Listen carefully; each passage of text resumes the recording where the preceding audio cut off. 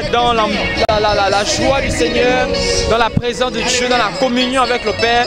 C'est tellement merveilleux, tellement puissant ce que Dieu est en train de faire dans ce lieu. Et nous croyons que ce soir encore, Dieu va toucher des vies, Dieu va encore davantage guérir les cœurs, Dieu va encore davantage panser les blessures des vies.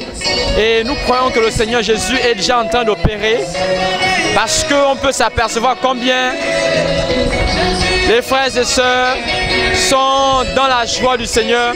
Que Dieu soit glorifié, que Dieu soit béni au nom puissant de Jésus de Nazareth.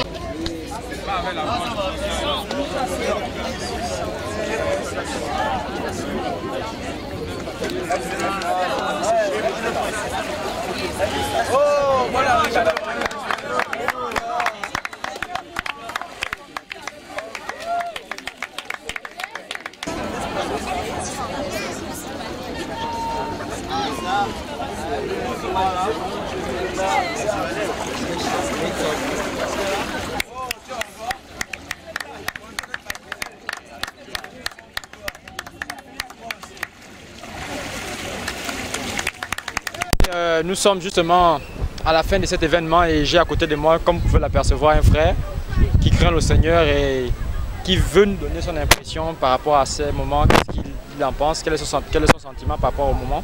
Alors mon frère, bonsoir. Bonsoir. Alors quel est ton sentiment par rapport à tout ce qui s'est passé aujourd'hui? Comment le Seigneur s'est manifesté? Le Seigneur nous surprend toujours. On s'attendait juste au Seigneur. Et aujourd'hui, n'est-ce pas, on a vu des choses merveilleuses. On a vu tout à l'heure une femme venir avec des béquilles. Elle était vraiment mal en point et par la suite, elle a agité ses béquilles. Et c'est vraiment, vraiment merveilleux. On voit que le Seigneur, n'est-ce pas, est à l'œuvre au Gabon. Et on voit davantage que le Seigneur veut que le Gabon, n'est-ce pas, connaisse le réveil qu'on a tant attendu. Et nous désirons, n'est-ce pas, que le Gabon connaisse réellement Jésus et que nous, les saints, n'est-ce pas, nous puissions... Voilà, justement, nous sommes arrivés au terme. J'ai à côté de moi un frère. J'ai mon frère Gauthier qui est là. Alors Gauthier, quel est ton sentiment par rapport à cette journée encore de plus? Comment le Seigneur s'est glorifié? Quel est ton sentiment par rapport à ce... Je bénis le Seigneur pour ce qu'il fait, il ne fait que confirmer sa parole encore. Hier, par la grâce de Dieu, nous avons partagé sur un passage, sur Actes des Apôtres, chapitre 8, l'histoire de Philippe en Samarie. La Bible dit, et je l'ai relu ce matin, hier soir, la Bible dit qu'il a prêché Christ. Et les gens étaient étonnés de voir que les démons sortaient par des grands cris. Et c'est ce que nous avons vécu ce soir. On a vu les démons se manifester dans la prédication de l'évangile. Et je crois que le Seigneur n'a pas changé. La Bible dit qu'il est le même hier, aujourd'hui, éternellement. Et c'est un fait que me conforter encore dans ma foi en Jésus-Christ. Parce que ce que Philippe a fait dans Actes des Apôtres chapitre 8, nous l'avons vu ce soir.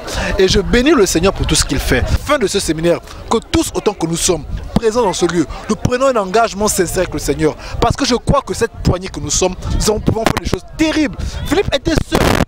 Mais tous autant que nous sommes, plus de 3000 personnes ici réunies, peut-être plus de près de 10 000, 5 000, je ne sais pas, le Seigneur seul sait. Si ce peu de personnes pouvaient se sanctifier en esprit, en vérité, s'accorder dans la prière, nous verrons des choses extraordinaires, avec la gloire de Dieu se manifester.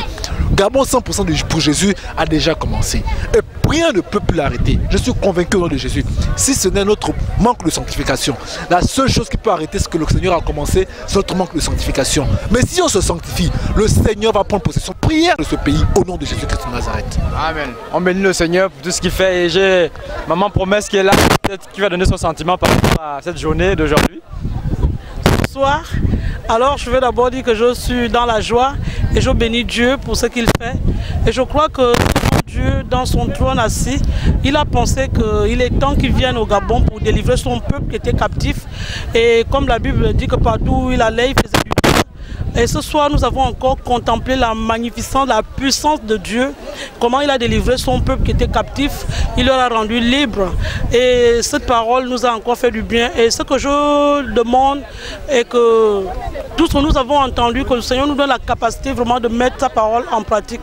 C'est bien beau d'écouter, on est dans la joie, on donne les cris d'allégresse, mais le problème c'est la mise en pratique de la parole de Dieu. Et par la grâce de Dieu, comme la Bible dit que nous pouvons tout par celui qui nous fortifie, et je crois que par la grâce de Dieu, nous y arriverons et nous atteindrons le but. Amen. Encore là justement, et voici, j'ai ma soeur ici avec moi, qui va nous donner son sentiment par rapport à ce jour encore. Alors bonsoir ma soeur. Bonsoir. Alors quel est ton sentiment par rapport à troisième jour de croisade. Mon sentiment par rapport à ce troisième jour de croisade, c'est que je réalise que Dieu, on ne peut pas le contenir dans une boîte. Chaque jour, il nous surprend. Et ce jour encore, nous avons été surpris par tout ce qui a été fait. Et on a été édifiés vraiment profondément. Et nous sommes contents pour cela. Dieu est vraiment vivant. Alléluia, je suis contente. Gloire à Dieu, on croit que demain on sera encore davantage. Ça va encore être beaucoup plus vivant encore.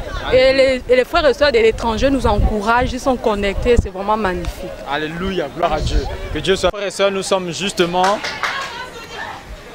arrivés à la fin, comme vous pouvez l'apercevoir derrière nous, de cette troisième journée de croisade.